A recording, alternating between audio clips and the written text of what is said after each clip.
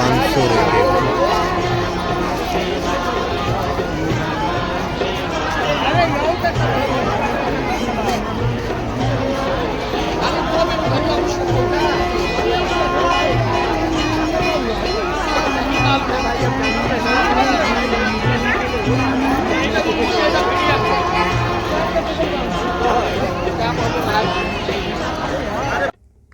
काशी केवल एक शहर नहीं है बल्कि एक भावना है।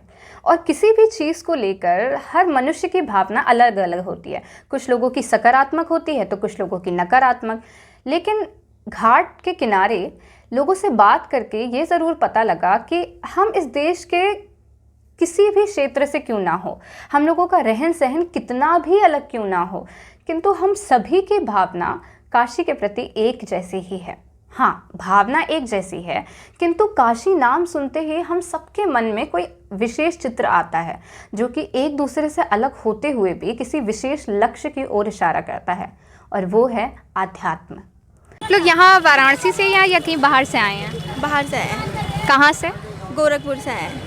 गोरखपुर से। तो जब आप वाराणसी के बारे में सोचते हैं तो सबसे पहला शब्द आपके दिमाग में क्या आता है? पॉजिटिविटी, सकारात्मकता। और आपके दिमाग में? Good vibes.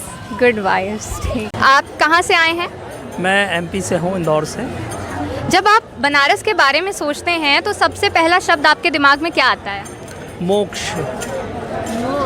जी हाँ, ये तो है, ये तो सभी के दिमाग में आता है, सब इसीलिए आते हैं। से आई हैं? कलकत्ता से, काशी विश्वनाथ बाबा। वेस्ट बंगाल, महादेव। महादेव। पान। पान। From Andhra Pradesh. I'm dressing. Oh, clothes. Yeah. Okay. So what kind of dressing do you like about Varanasi? For ladies or gents. For ladies, for gents. Gents. You mean the kurta pajamas and the Banarasi Right. saree? Yeah, right.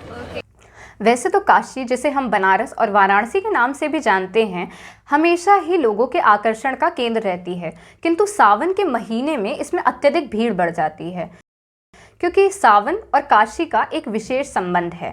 और यह संबंध यह है कि सावन में शिव और पार्वती की आराधना होती है, और तो काशी तो शिव की ही नगरी है, और जैसे कि मान्यता है काशी शिव के त्रिशूल पर बसी हुई है, तो यहाँ पर लोगों का आना तो स्वाभाविक है। क्या सावन के समय यहाँ वाराणसी में बाकी दिनों की अपेक्षा भीड़ बढ़ जाती है? हाँ, यहाँ पर भीड़ बहुत रहती है सावन के दिनों में, क्योंकि लोगों की आस्था है दूर दूर से आकर के यहाँ जल चढ़ाने की। हाँ, सावन के समय कांवरिया लोग आते हैं तो भीड़ काफ़ी बढ़ जाती है, एक महीना भीड़ रहती है।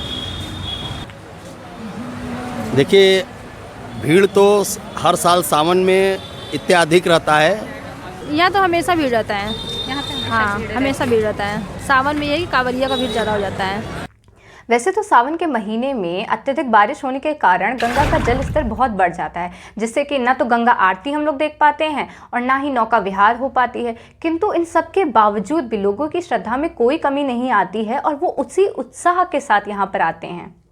यहाँ जैसे आप वाराणसी में सावन के समय पे आपको वाराणसी का ही क्यों सूझा आने का? क्योंकि ये 12 ज्योतिर्लिंग में महान है बाबा विश्वनाथ। बोलते हैं लोग कि यहाँ पर जिस कामना से जल चढ़ाते हैं वो बाबा जल्द पूरी कर देते हैं। बाबा भोलेनाथ की प्रिय नगरियों में से एक है। और वैसे मैं जिस डिस्ट्रिक्ट से बिलोंग करता हूँ, ओंकारेश्वर वहीं पड़ता है, तो मेरा शिव के प्रति बहुत आस्था है और ये मेरे लिए बहुत पवित्र नगरी और मेरे दिल के बहुत करीब है, इसलिए मुझे यहाँ हर समय खींचती रहती है वाराणसी आने के लिए। के जाना चाहिए, बहुत टाइम से प्लान कर रहे थे। मेरी सिस्टर इन लॉ है, ये घूमने आई थी, तो हम लोगों ने सोचा क्यों ना सब साथ में मिलके वाराणसी जाते हैं। और एक ज्योतिर्लिंग भी हमारा हो जाएगा, Kashi Vishwanath. Sawan is for Varanasi and for the place where 12 Jyotirlings belongs. I wanted to feel the spirituality inside of me. Okay, there's things not going well in my life, so I thought maybe coming here can resolve those questions. That's all. And Yeah, same spirituality and those kind of things, calms your head and it just gives you kind of peace. So for that. आध्यात्म किस प्रकार सकारात्मक सोच को बढ़ावा देती है, ये हमने वाराणसी में देखा। यहाँ पर बाढ़ आने के बावजूद भी लोग इसको विपदा ना समझकर बल्कि माँ गंगा का आशीर्वाद समझते हैं। क्योंकि सावन में तो बारिश का माहौल मतलब मौसम है, तो बाढ़ भी आई है, तो इससे आप लोगों को कोई कष्ट या कोई दिक्कत हुई? नहीं नहीं, बहुत अच्छा लग रहा है। पहले हम लोग जाते थे माँ से मिलने के लिए, अब माँ मिलने के लिए आई है, अपने बेटे से, बेटी से, बहू से, सबसे मिलने के लिए आई है। बहुत अच्छा लग रहा है, हरा भरा परिवार बहुत अच्छा लगता है। माँ इस समय बहुत अच्छी लग रही है। नहीं, बिल्कुल नहीं। माँ गंगा हमें आशीर्वाद देने आती हैं। ये तो बहुत ही अच्छी सोच है जो कि मुझे कई लोगों से सुनने को मिली है। आज के परिवेश को देखते हुए ये धारणा बना ली गई है कि जो नए ज़माने के युवक युवतियाँ हैं वो अध्यात्म से परहेज करते हैं, वो उससे जुड़ाव महसूस नहीं करते हैं। किंतु काशी में जाकर तो इसका उल्टा ही चित्र देखने को मिला, जो कि इस बात को पूरी तरीके से गलत साबित कर रहा था। So actually most of the people whom I have talked till now, everyone's answer is same, that they come here for spirituality, for serenity. So my question is that Varanasi is a kind of city which is filled with spirituality, and in metropolitan cities we usually do not see this kind of culture. So in today's world, in today's generation, are they feeling connected with this tradition? I believe today's generation, in spite of what the people believe, is more rooted in the reality of our traditions. That's why you see many of us people from the tier 1 cities, from the metro cities, they come here instead of going to the mountains, other states like that. So I believe the opposite is true. It's people who are from the modern generation, they feel more towards the modernity or towards the religion and our traditions. That's all. आपने भी जो tradition के बारे में कहा और positivity और good vibes के बारे में कहा है, तो बनारस जैसे कि एक आध्यात्मिक माहौल है रहता है यहाँ पर, तो आपको क्या लगता है कि ये जो आजकल हम लोग नव युवक युवती हैं, तो क्या हम लोग इस कल्चर से जुड़ाव महसूस करते हैं? बहुत ज़्यादा। पर्सनली हम तो करते हैं और करना भी चाहिए। नहीं, ये अभी की जो जनरेशन है इसमें तो जुड़ाव काफ़ी कुछ हो चुका है, और ये उनके माता पिता के संस्कार बच्चों में आ रहे हैं, जो कि बच्चों को धार्मिक क्षेत्र में उनको एक प्रबल कर रहे हैं। वो जुड़ाव महसूस नहीं करते, वो जुड़ जाते हैं यहाँ आने के बाद। यहाँ आने के बाद जुड़ जाते हैं, तो इसका मतलब है कि जो यहाँ आने के बाद अगर जुड़ जाते हैं तो जो आध्यात्मिक माहौल होता है वो इंसान के अंदर परिवर्तन लाता है, सकारात्मक परिवर्तन लाता है। काशी परिवर्तन ही है, काशी का नाम ही परिवर्तन, ये सृष्टि को परिवर्तन के लिए ही काशी बना है।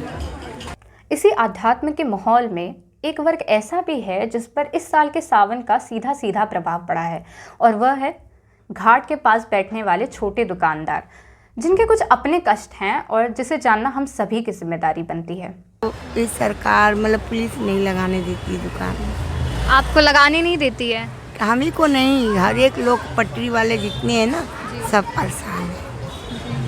आप बताइए कि हम लोग क्या करें, कहाँ जाएं, क्या कमाएं, क्या खाएं। प्रशासन यहाँ की जितनी भी छोटे छोटे दुकानदार होते रहे जो कि पटरियों पे अपना प्रसाद और बोल बम का जो सामान लगा के बेचते रहे, तो उन लोग को हटा दिया गया था।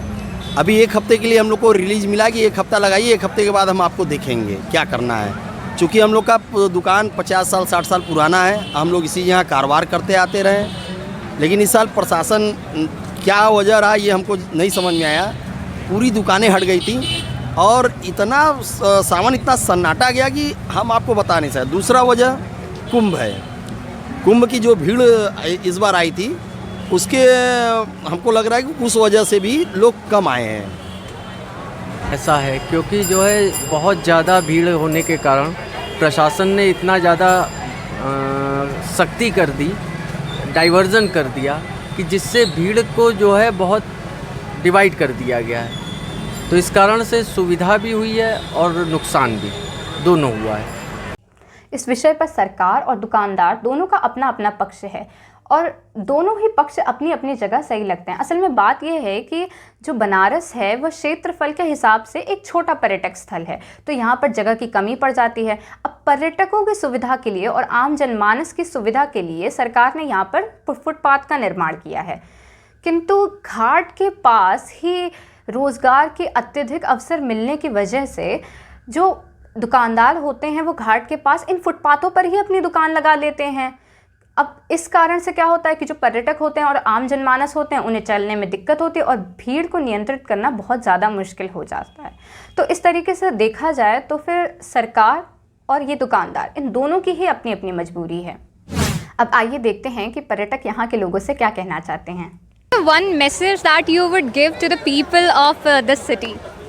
To the people of the city, I would say, it's really, kind and generous. They all are so warm and welcoming. So I really like that kind of nature, and I would say be same just the way you guys are, because that's really like the way you reach out to us and say for this kind of thing. So I really love this.